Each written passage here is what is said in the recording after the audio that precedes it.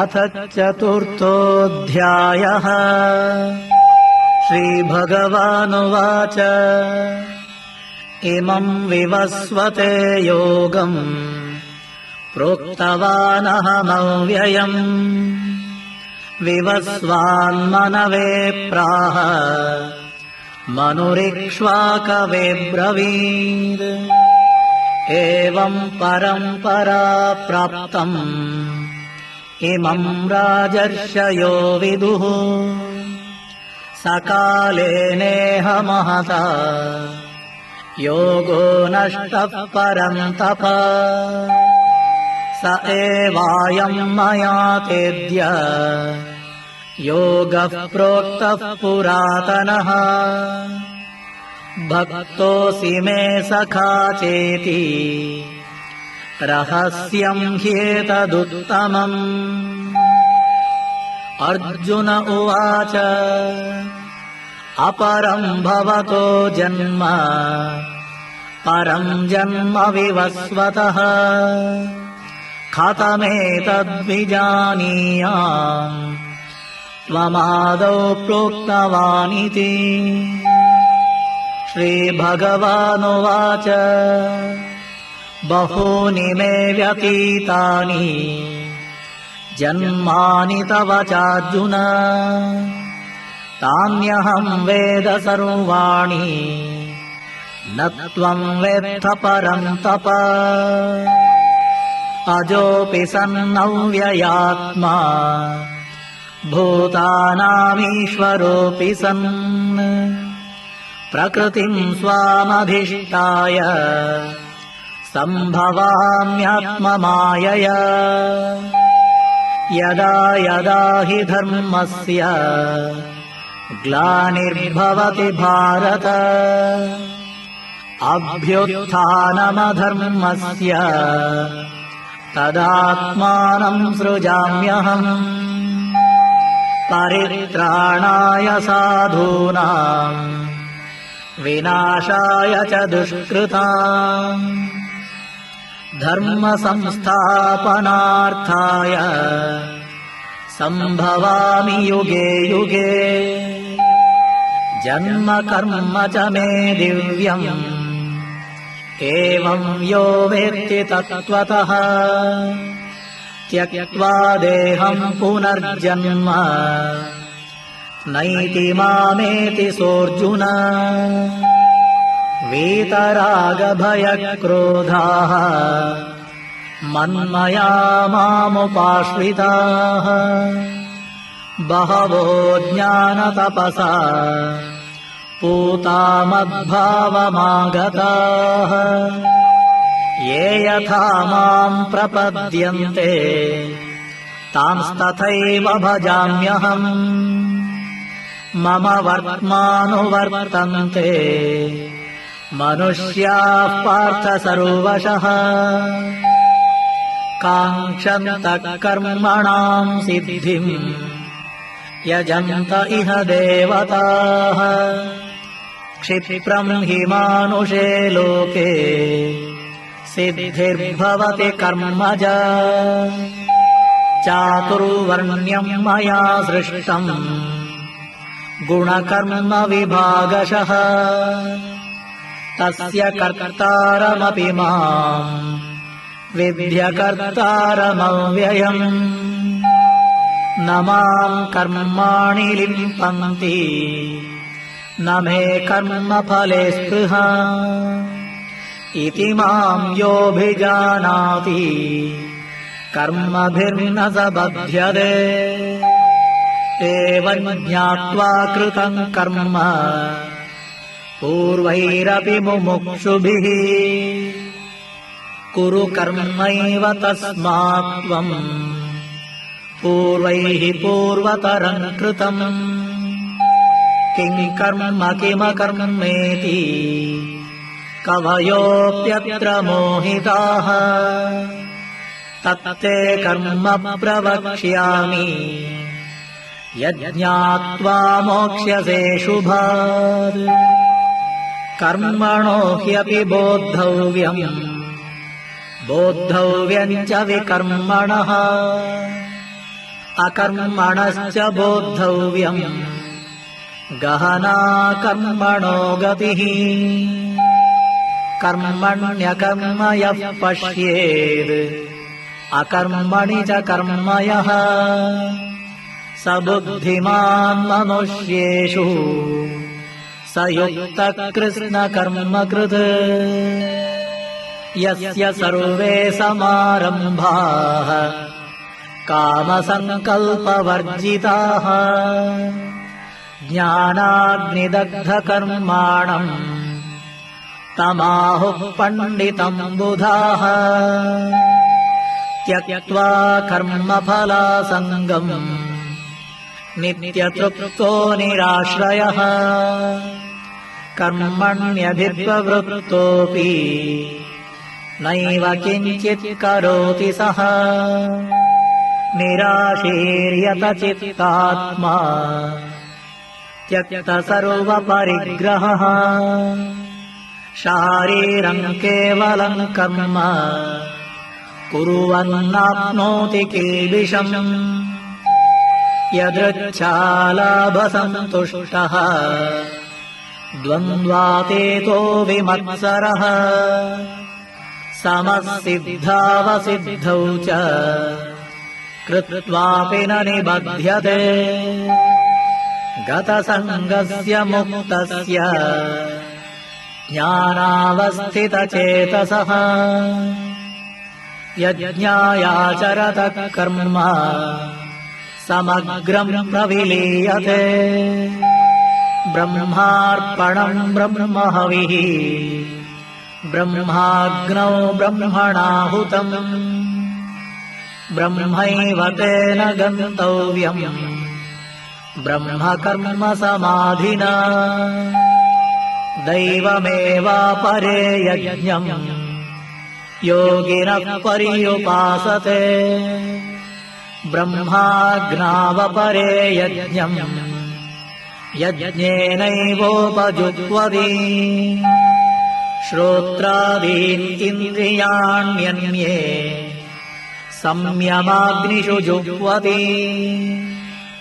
शब्दादीन् विषयान् अन्ये इन्द्रियाग्निषु जुह्वति सर्वाणीन्द्रियकर्माणि प्राणकर्माणि चापरे आत्मसंयमयोगाग्नौ जुह्वति ज्ञानदीपिते द्रव्ययज्ञास्तपो यज्ञाः योगयज्ञास्तथा परे स्वाध्यायज्ञानयज्ञाश्च यतयः संशितौ व्रताः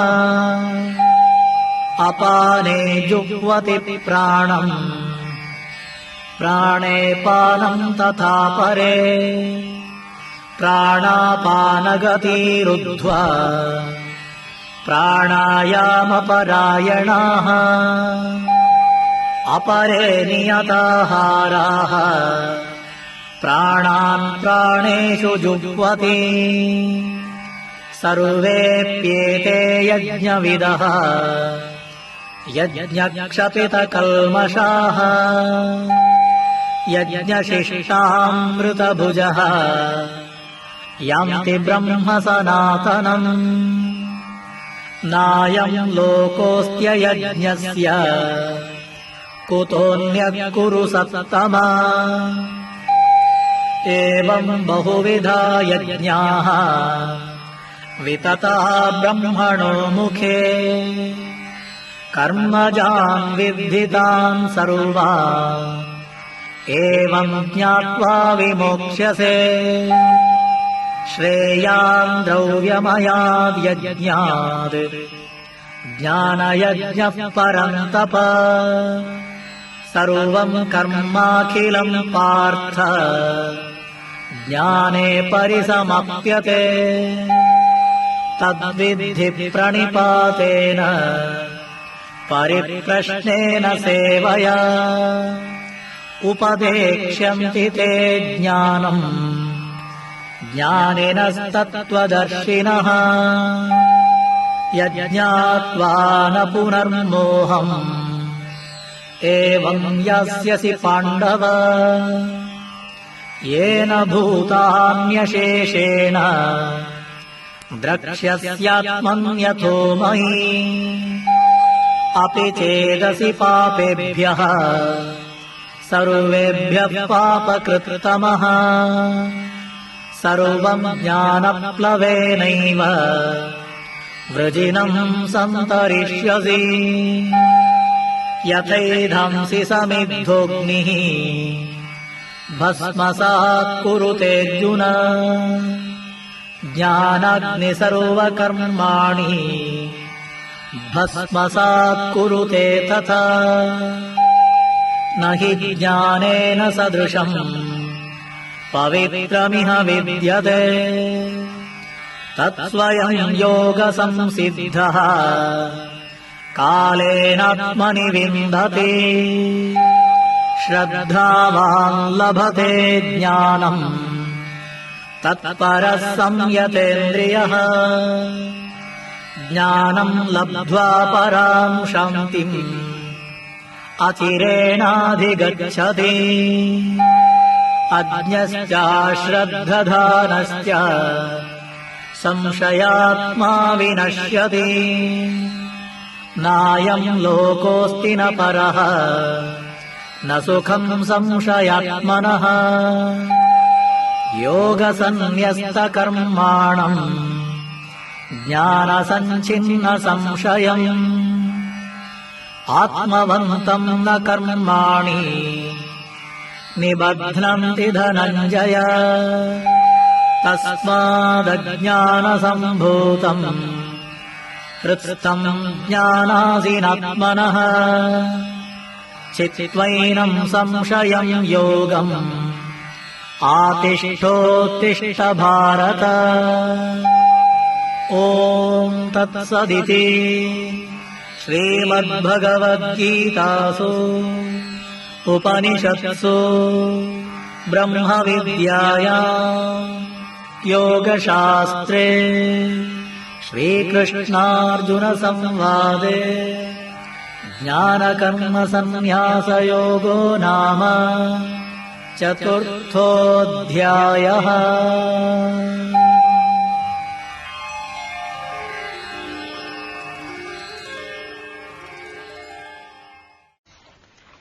Srimad Bhagavad Gita, Chapter 4. The Personality of Godhead, Lord Shri Krishna, said, I instructed this imperishable science of yoga to the sun god Vivasvan, and Vivasvan instructed it to Manu, the father of mankind, and Manu in turn instructed it to Ikshvaku. This supreme science was thus received through the chain of disciplic succession, and the saintly kings understood it in that way.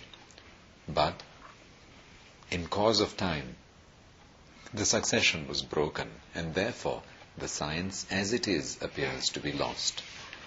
That very ancient science of the relationship with the Supreme is today told by me to you, because you are my devotee as well as my friend, and can therefore understand the transcendental mystery of this science. Arjuna said, the sun god Vivasvan is senior by birth to you. How am I to understand that in the beginning you instructed this science to him? The Personality of Godhead said, many, many births both you and I have passed. I can remember all of them, but you cannot, O subduer of the enemy. Although I am unborn and my transcendental body never deteriorates, and although I am the Lord of all living entities, I still appear in every millennium in my original transcendental form. Whenever and wherever there is a decline in religious practice, O descendant of Bharata, and a predominant rise of irreligion, at that time I descend myself. To deliver the pious and to annihilate the miscreants, as well as to re-establish the principles of religion, I myself appear millennium after millennium. One who knows the transcendental nature of my appearance and activities does not, upon leaving the body, take his birth again in this material world, but attains my eternal abode, O Arjuna. Being freed from attachment, fear and anger, being fully absorbed in me and taking refuge in me, many persons in the past became purified by knowledge of me, and thus they all attained transcendental love for me. As all surrender unto me, I reward them accordingly. Everyone follows my path in all respects, O son of Pritha. Men in this world desire success in fruitive activities, and therefore they worship the Devas. Quickly, of course, men get results from fruitive work in this world. According to the three modes of material nature and the work associated with them, the four divisions of human society are created by me. And although I am the creator of this system, you should know that I am yet the non-doer, being unchangeable. There is no work that affects me, nor do I aspire for the fruits of action. One who understands this truth about me also does not become entangled in the fruitive reactions of work. All the liberated souls in ancient times acted with this understanding of my transcendental nature. Therefore, you should perform your duty following in their footsteps.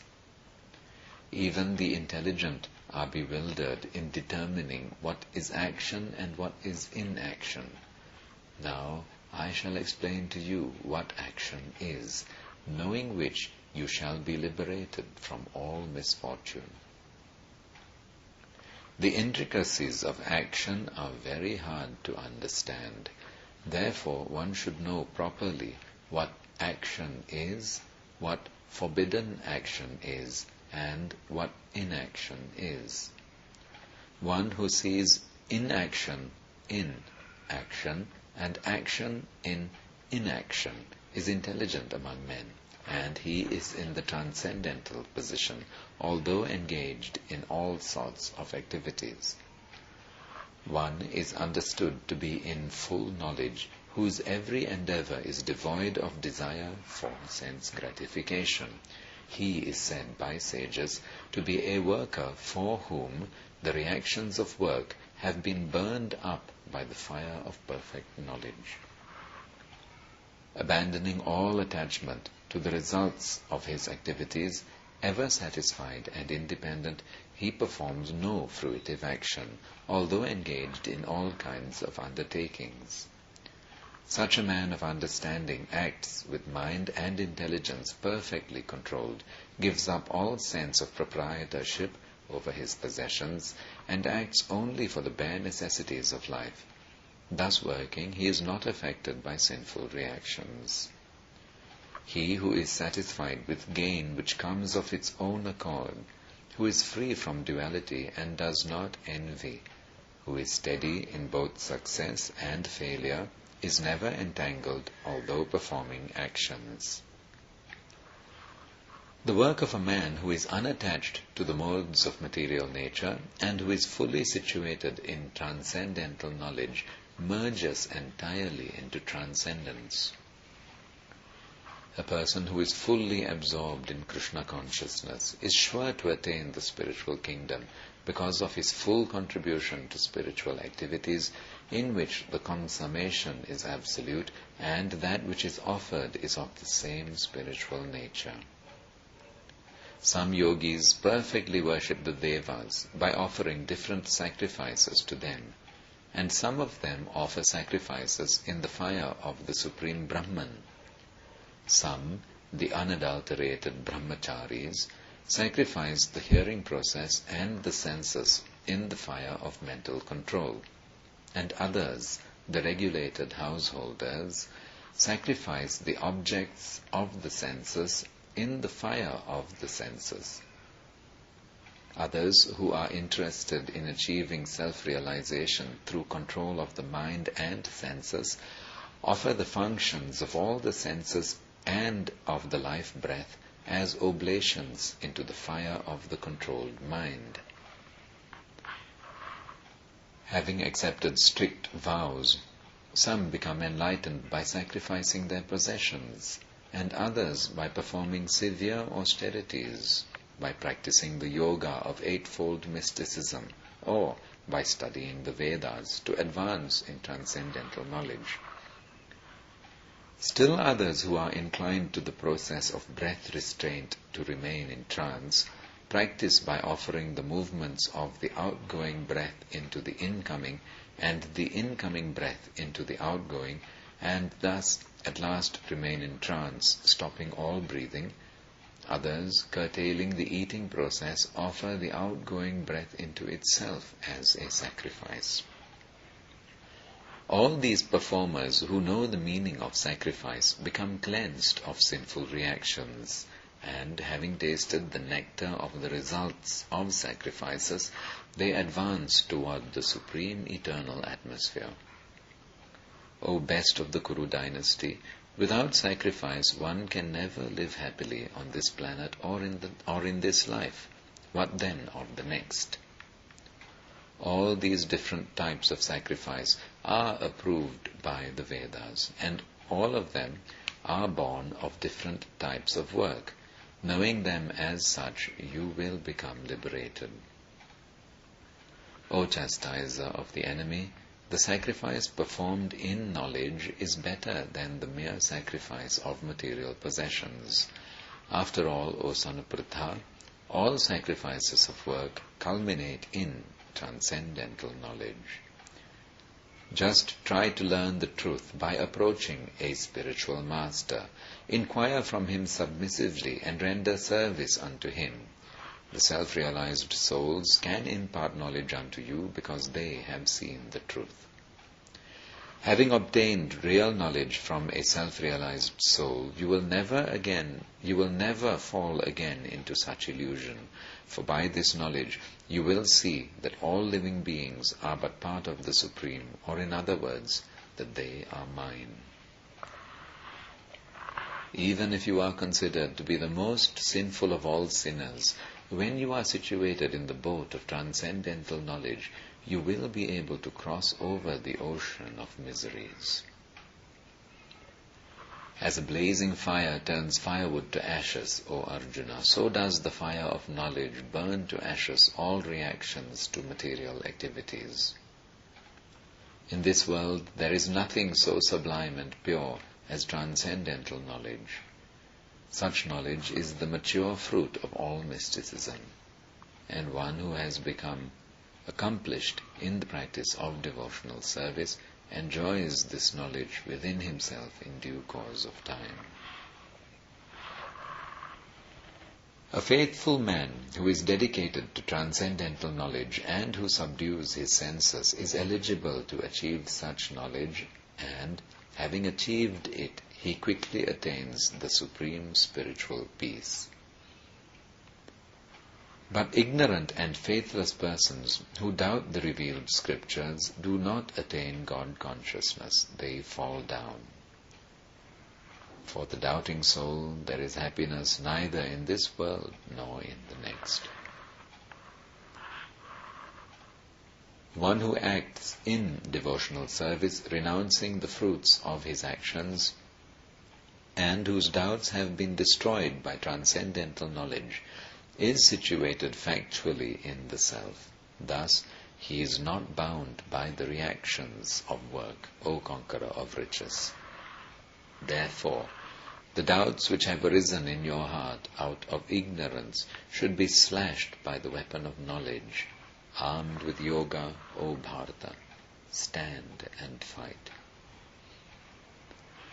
Thus ends Jnana Karma Sannyasa Yoga, the 4th chapter of the perfect Upanishad and beautiful Yoga Shastra, Srimad Bhagavad Gita, which was spoken by Lord Sri Krishna himself to Arjuna, and which is found in the Bhishma Parva section of the great epic, the Mahabharata, which was composed by the great sage Vyasadeva in 100,000 verses. Jai Srimad Bhagavad Gita ki Jai.